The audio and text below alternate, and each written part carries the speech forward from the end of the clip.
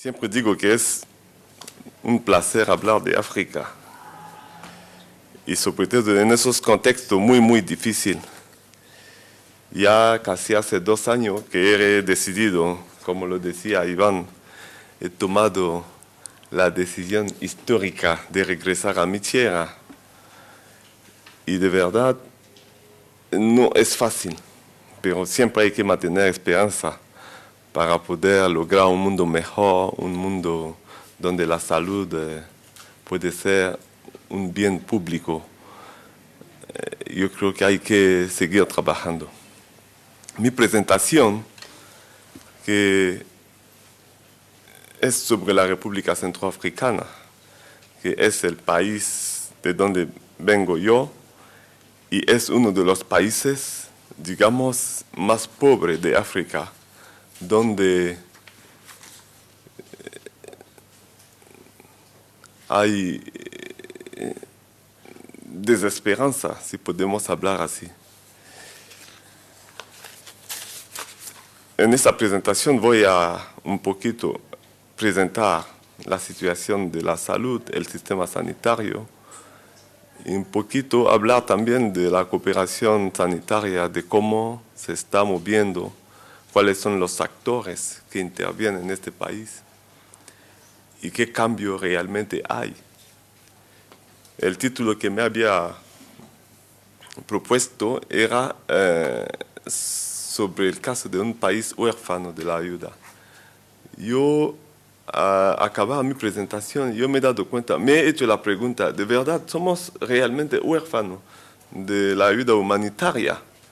Porque cuando vemos el multitud de los actores que están interviniendo ahí, se puede hacer algunas preguntas en cuanto a la importancia de la cooperación o al tipo de cooperación que queremos realmente, sobre todo en el ámbito de la salud. Pero lo que es muy interesante es que, como los países africanos, la mayor parte no son países democráticos, no les gusta entender hablar de derechos humanos, de la gobernanza democrática, no les gusta eso. Es muy difícil que una ONG que se presenta en un país africano con este lema tiene la facilidad para entrar en el país. Por lo tanto, cuando se trata de la salud o de todo lo que toca a la seguridad alimentaria, ellos lo acogen muy bien. Entonces, esa cooperación sanitaria, que es siempre muy bien acogida por los gobiernos africanos, puede ser también un camino para penetrar un poquito este mundo del silencio, donde la gente está sufriendo por falta de derecho humano, por falta de libertad, por falta de una política de participativa a la vida pública. Yo creo que sería interesante mirar, ver qué camino la cooperación sanitaria puede permitir para que logramos un desarrollo más integral.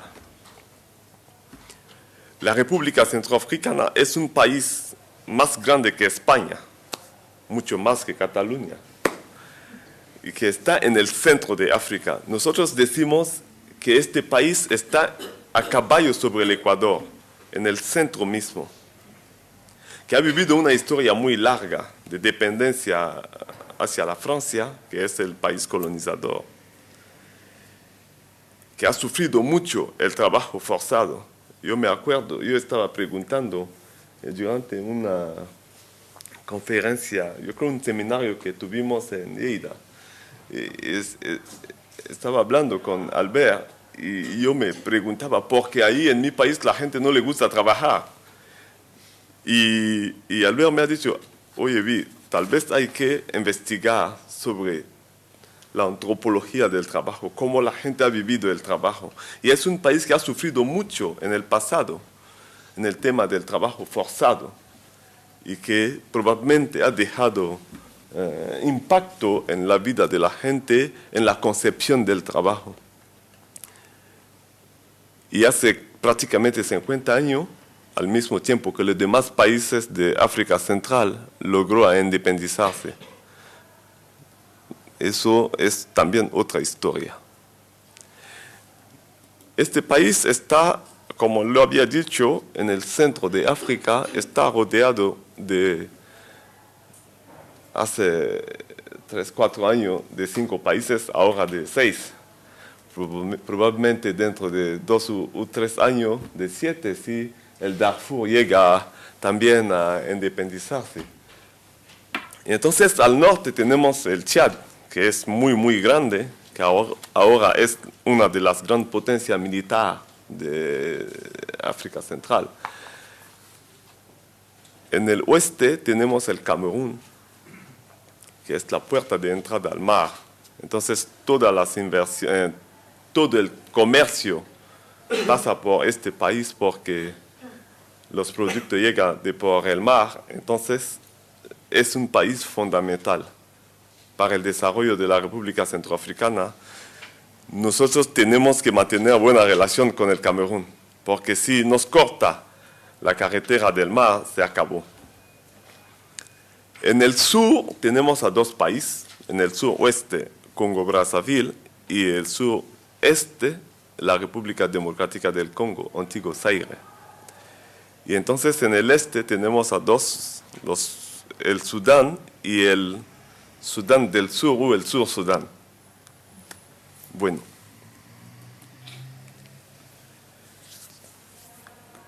Ya lo había dicho también, que es un país muy grande. La superficie es de 623.000 kilómetros cuadrados, con una población muy pequeña, que alcanza 4.400.000 habitantes.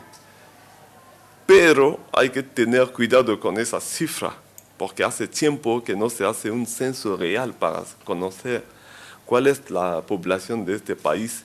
Y entonces, esos son aproximaciones y proyecciones que se hacen. La tasa de crecimiento de la población, la última que tenemos entre los 2 últimos censos, es de 2.5%.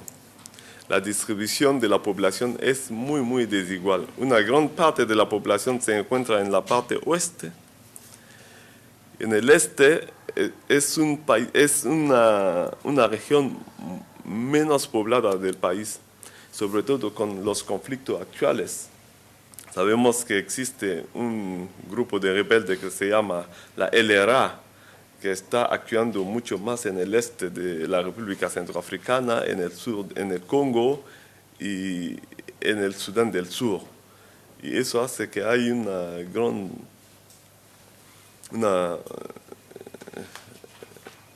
¿cómo se dice? Un gran movimiento poblacional que hace que esta región está siendo abandonada. La densidad media es de 5 habitantes por kilómetro cuadrado para todo el país, pero esa densidad cae a 1 por kilómetro cuadrado en el este del país.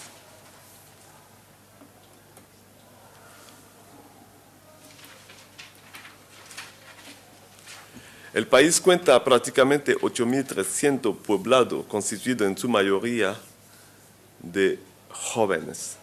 50% de la población tiene menos de 18 años. 62% de la población vive debajo de la pobreza. Es por decir, con menos de $1 al día. Este país, que se sitúa en una zona muy lluviosa, tenemos en el sur hacia 8 meses de lluvia, lo que condiciona también el perfil epidemiológico del país. Es muy, muy difícil erradicar, por ejemplo, la malaria en este país porque las condiciones geográficas y naturales son propicias al desarrollo siempre del paludismo. Y como es un país con menos medios de desarrollo, es un país subdesarrollado, con la lluvia, las condiciones de salubridad son muy debajo del normal. Entonces, la gente mismo en la capital es muy, muy difícil. Cuando llueve, la vida es casi imposible.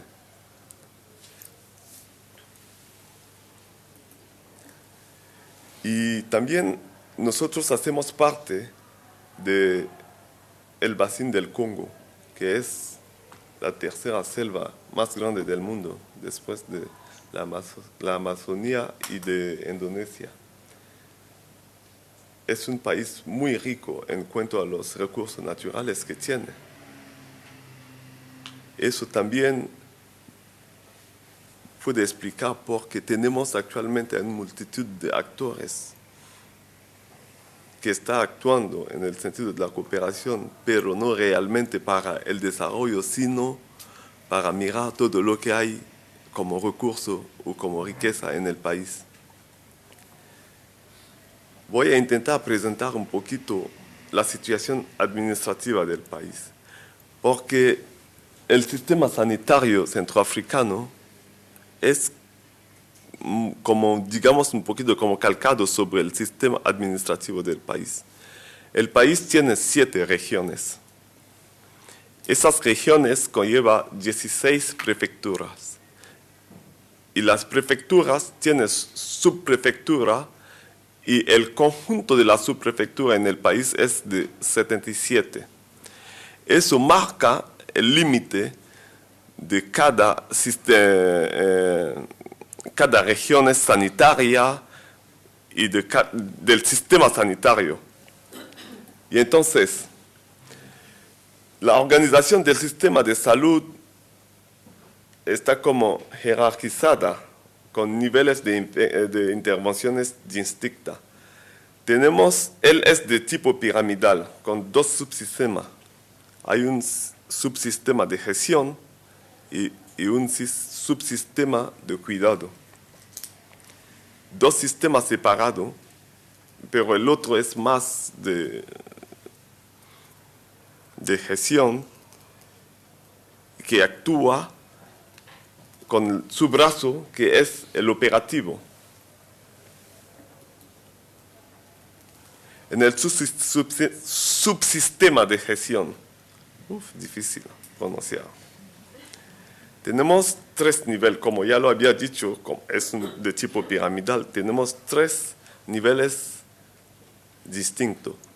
El central, el intermediario y el nivel periférico. En el nivel central tenemos al gabinete del ministro y las direcciones. Ellos tienen como misión de poder definir la política nacional de salud y de proporcionar apoyo estratégico a niveles inferiores. En el nivel intermedio corresponde la dirección de la región sanitaria.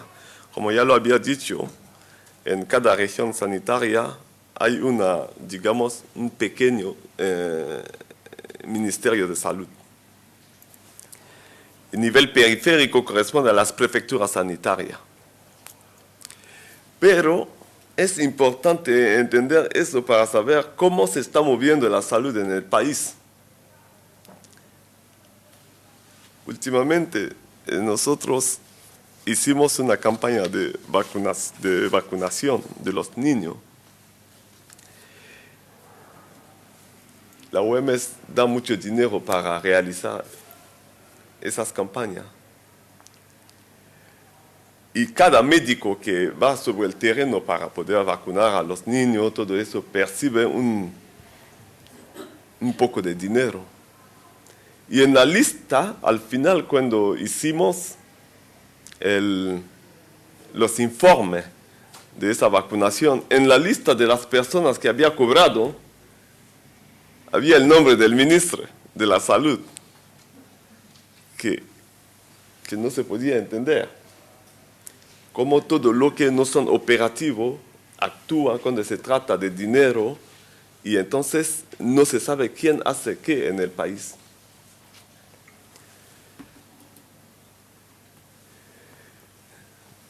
He presentado el subsistema de gestión. Ahora el subsistema de cuidado. Tiene también 3 niveles. El primer nivel son los puestos de salud y los centros de salud de la capital, porque la capital lleva 8 centros de salud que son un poquito de referencia, pero son periféricos. Tiene como misión de acoger a la gente cuando viene para enfermedad. Aquí en España se podía comparar un poquito a esos servicios de salud donde uno va a encontrar a su médico de cabecera y luego lo hace una referencia cuando se trata de algo más importante. El segundo nivel son los hospitales regionales. Es por decir, en una región hay prefecturas y la región escoge a un hospital de una prefectura que se supone que tiene más capacidad para hacer de ese hospital un centro regional de salud, pero no existe en el país. Todo eso son papeles, porque la realidad cuando uno va y que encuentra un hospital, se hace la pregunta si realmente se trata de un hospital. Y el tercer nivel son los hospitales y centros de diagnóstico. Es complicado este país porque mismo cuando llamamos centro de referencia o de diagnóstico, los hospitales no tienen la capacidad realmente de poder hacer esos diagnósticos. Tomo un ejemplo sencillo, muy sencillo. En el país no existe ninguna unidad de hemodiálisis. En todo el país. Entonces, la gente que tiene insuficiencia renal, cuando tú no perteneces a una familia que tiene dinero para mandarte afuera, eso se acabó. No hay esperanza para eso. En el país no hay ningún escáner en todo el país. Hay que salir afuera. Antes de venir yo tenía problema con mi presentación porque antes de venir se me falleció mi hermano mayor. Estuvimos en el hospital porque había tenido un accidente de moto, se había caído, se había dado golpe en la cabeza. Pero no había posibilidad de saber lo que estaba pasando en su cabeza. No había escáner.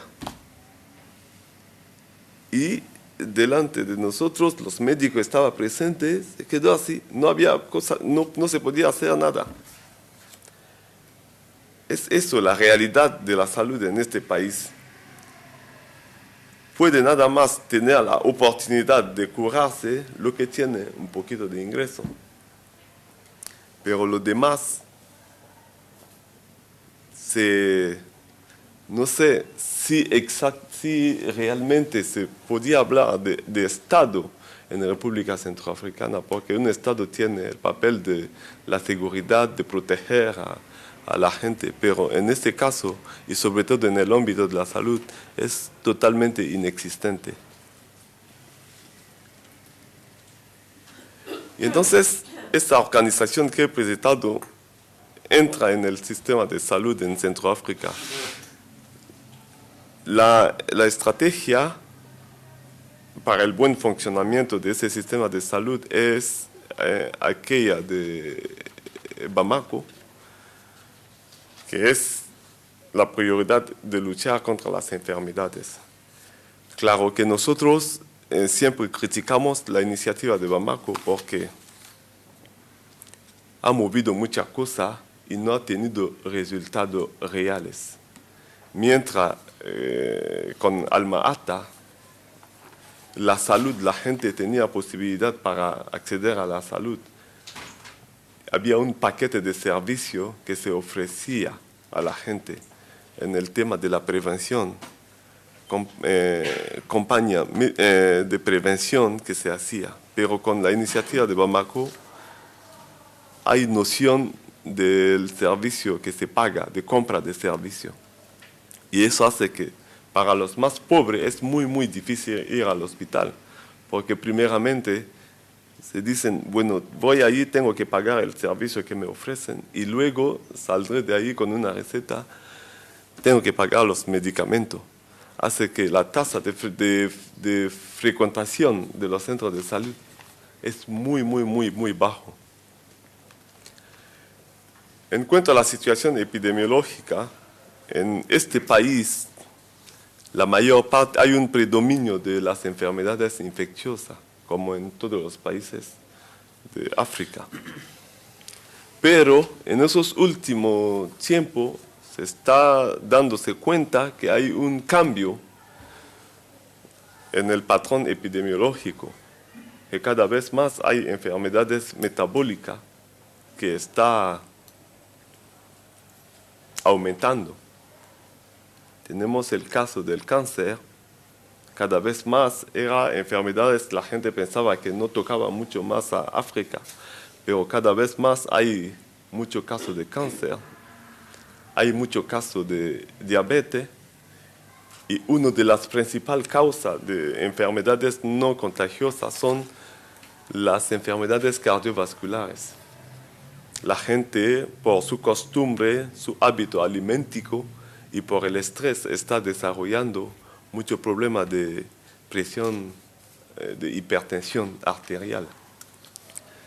Pero como en el país no hay medio para poder diagnosticar, por ejemplo, cuando uno tiene un accidente cardiovascular, no se puede saber si es de origen hemorrágico o isquémico. Entonces, el médico supone que puede ser eso y te pone un medicamento. Así que tú tienes la posibilidad, tú tienes la suerte, 20% de saber que tú a veces te puede mejorar un poquito o la persona muere directamente.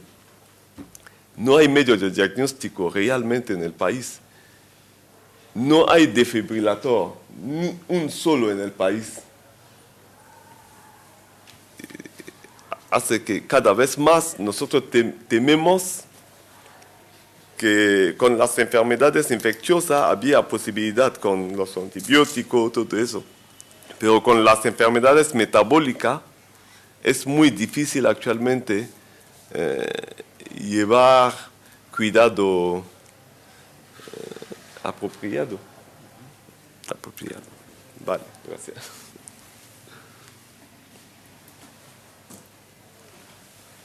Esta situación sanitaria también hay que reconocer que la República Centroafricana ha tenido muchas dificultades estos últimos 15 años porque ha habido una inestabilidad política, golpe de Estado, y eso ha permitido una degradación de las poca infraestructura que existía, porque con los conflictos no se podía respetar nada. Y entonces, cada vez más las infraestructuras que existían están siendo destruidas. Directamente cuando los rebeldes entran en el país, no dejan, destruyen todo. Es la política de la tierra quemada, ¿no? Hace que la situación del país es muy, muy complicado porque el porcentaje de nacimiento asistido por un personal de salud en este país es el más pequeño de todos los países de la subregión. Hablando de los objetivos del milenio en cuanto a la salud materna e infantil, es prácticamente un sueño. No se puede alcanzar. La mayor parte de la enfermedad que causa muerte son enfermedades infecciosas, dentro de los cuales se encuentra la malaria, el VIH, la tuberculosis y también infecciones pulmonarias, que cada vez se está incrementándose.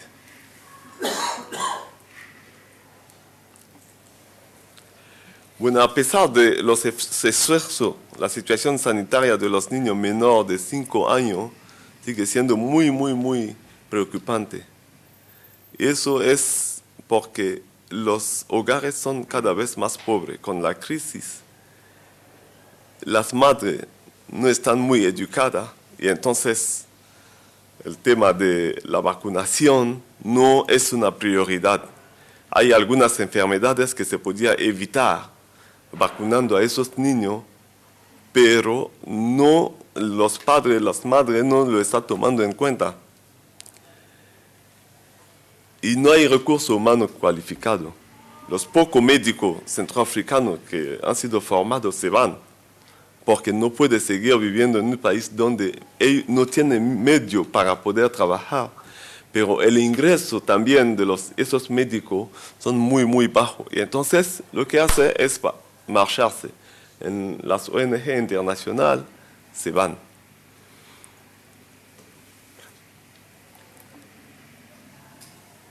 La mortalidad materna infantil también. Se supone que sobre 100.000 nacimientos vivos, hay 500 a 600 madres que fallecen. Pero esas cifras que son oficiales no son realidades.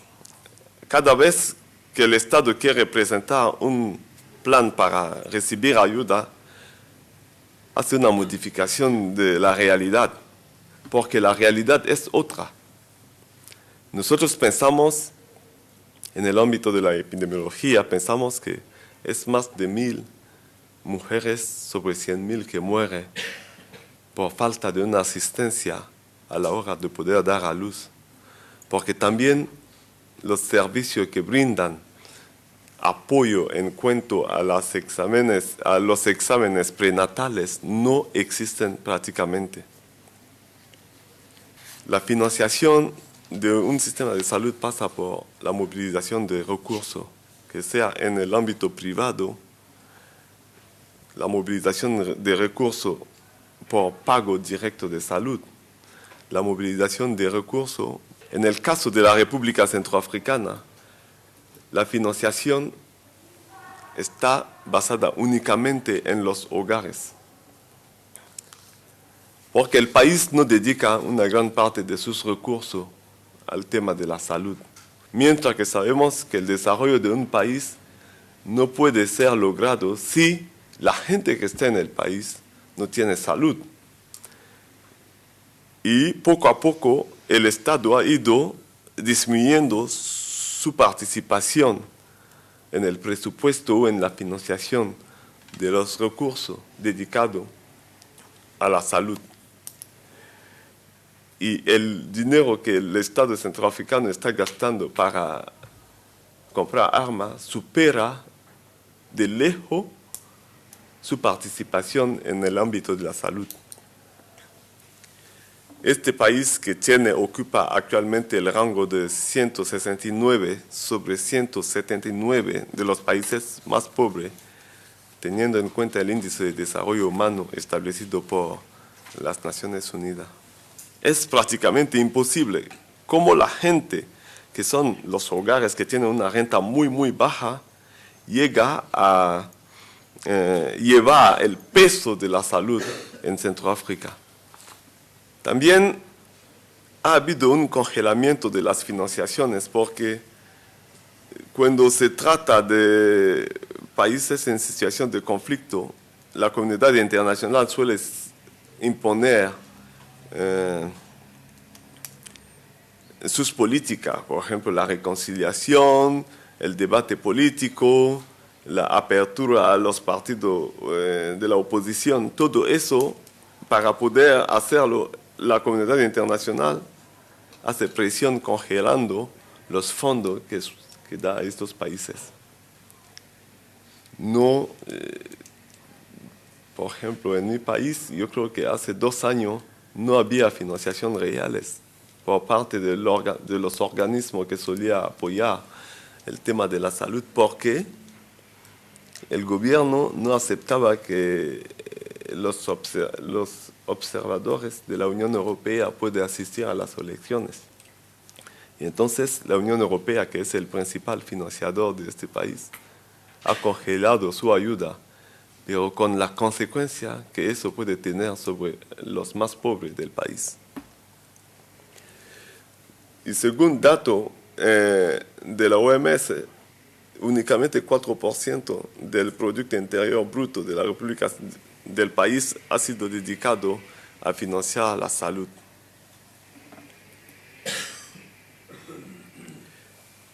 En mi país, los sistemas de seguro y de mutua son prácticamente inexistentes. Actualmente se está dándose cuenta con las compañías de telefónica, porque somos el país de África Central que tiene más compañías de telefonía y crea empleo, y entonces cada vez más hay una mutua privada que ha sido impuesto por el Ministerio de Salud a esas sociedades. Pero en general la población no tiene seguro médico. No existe seguro médico. Mismo lo que tiene dinero para comprar esos servicios no lo puede hacer. En definitivo, la salud ahí lo financia únicamente las rentas a través de los pagos directos que hacen cuando van para consulta, de las compras de los medicamentos, porque contrariamente a lo que se está pasando en Europa, cuando vas a comprar medicamentos, el Estado te paga una parte, ahí no es así. Tú pagas tus medicamentos cuando puedes. Cuando tú no puedas, bueno, tú buscas otro medio.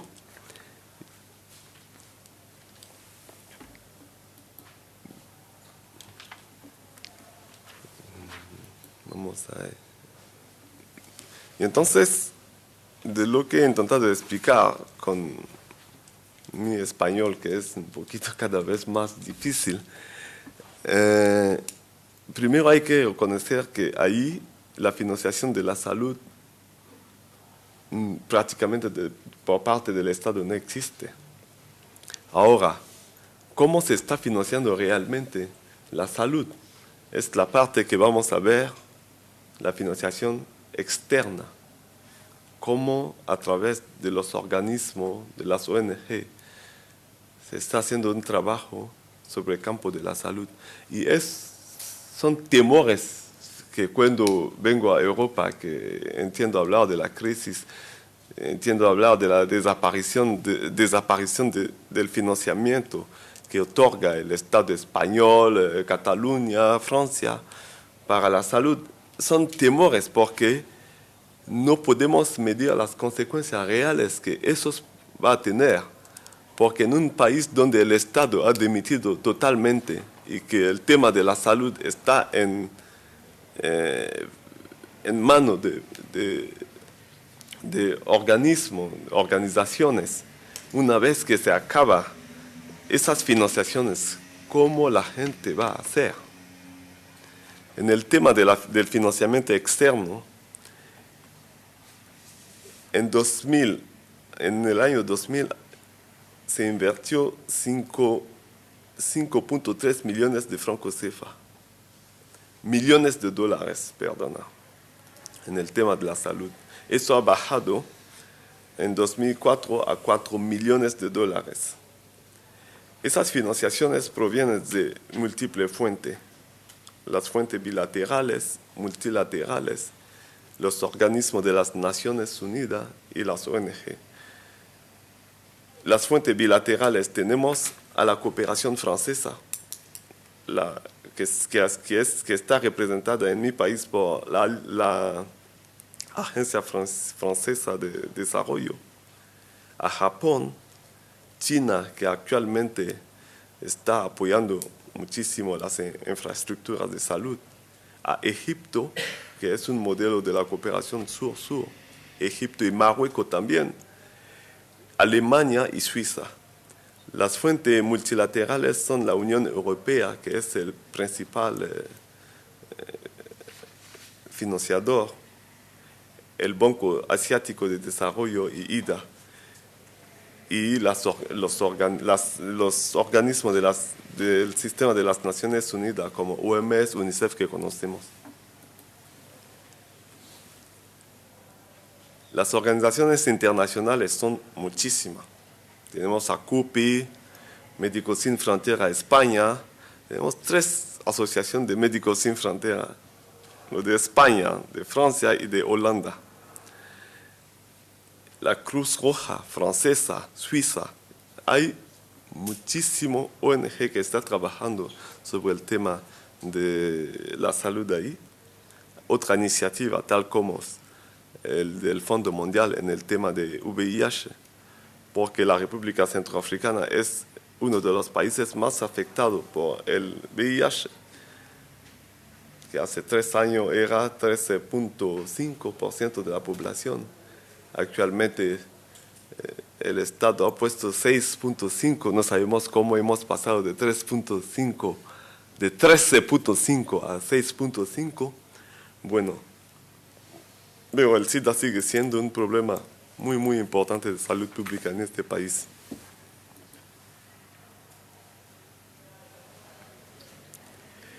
Esta ayuda, cuando hay una crisis, paga todo. Y entonces es muy difícil estimarlo, porque es un poquito volátil.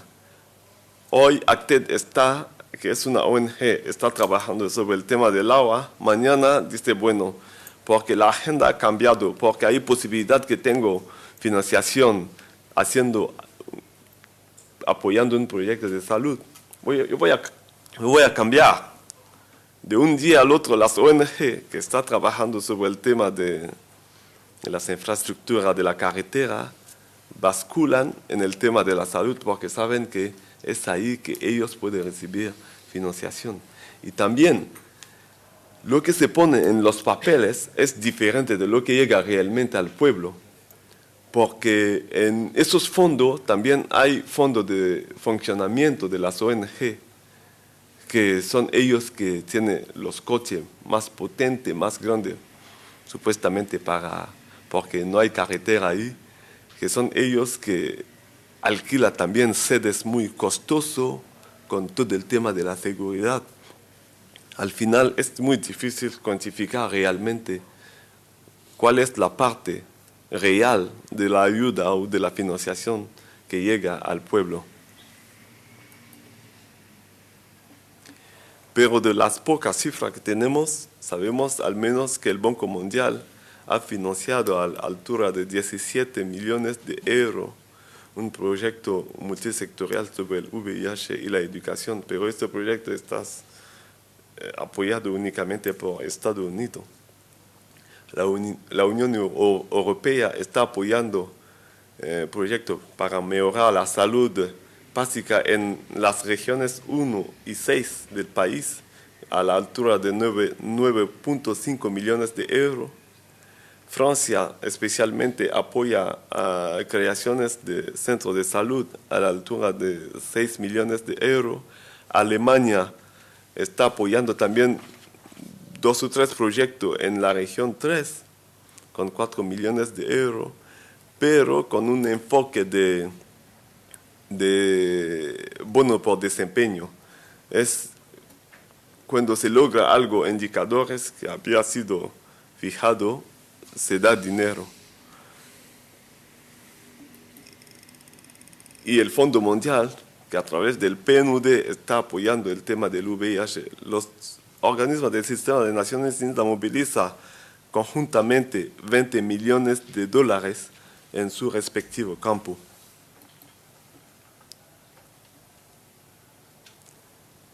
Las organizaciones no gubernamentales internacional y nacional orientan sus intervenciones principalmente en la prestación de atención y los socios bilateral y multilateral en la construcción de infraestructura.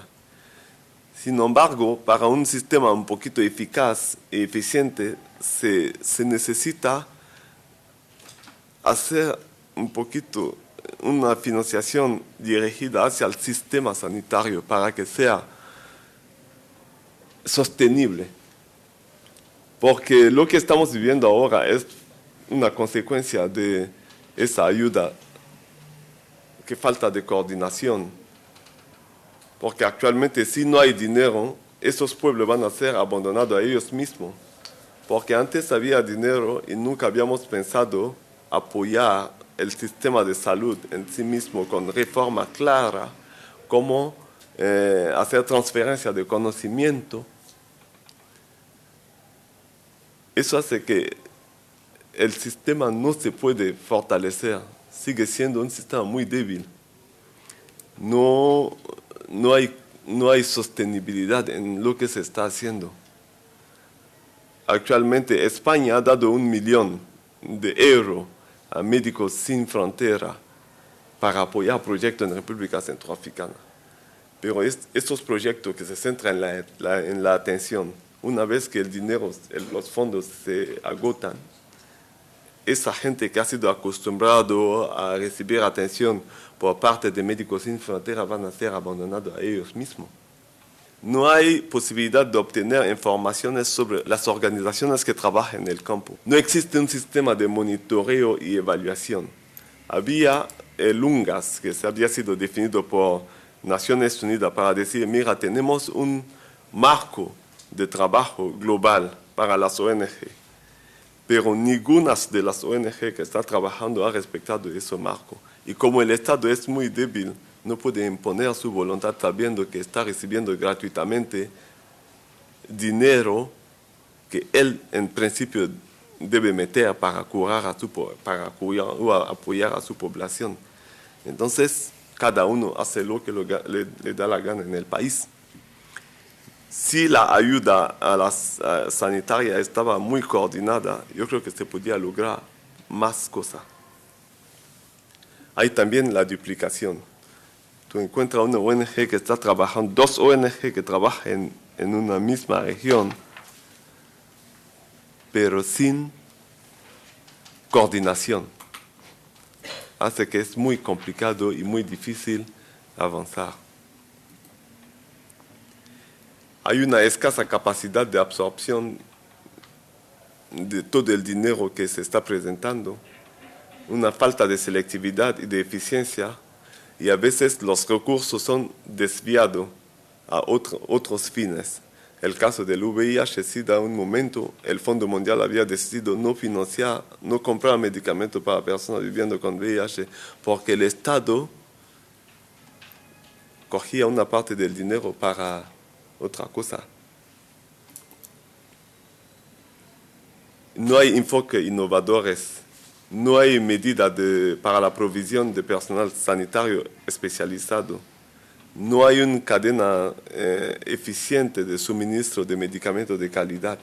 Ahí se vende medicamentos en la calle, medicamentos falsificados que vienen de Nigeria, de Camerún, que al contrario perjudica la salud de la gente.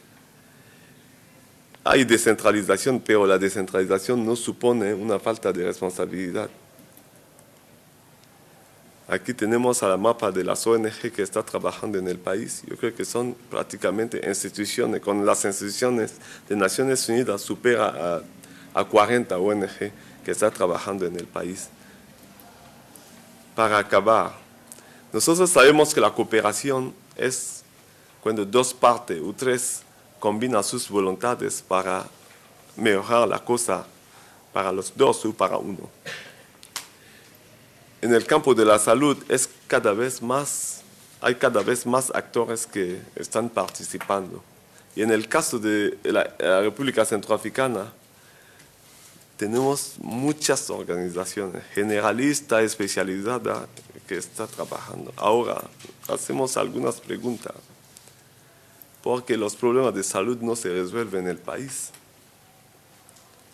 A pesar de la ayuda, del dinero que se está inyectando.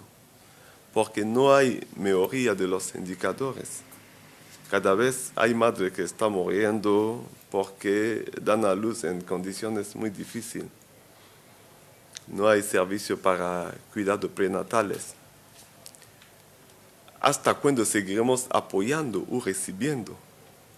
¿Y dónde estamos yendo realmente? Porque la cooperación sanitaria se está moviendo en función de las políticas internacionales. Existe otro camino.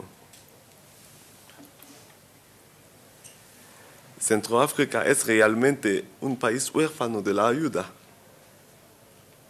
Parece un poquito la historia del burro de Buridán. No sé si algunos conocen.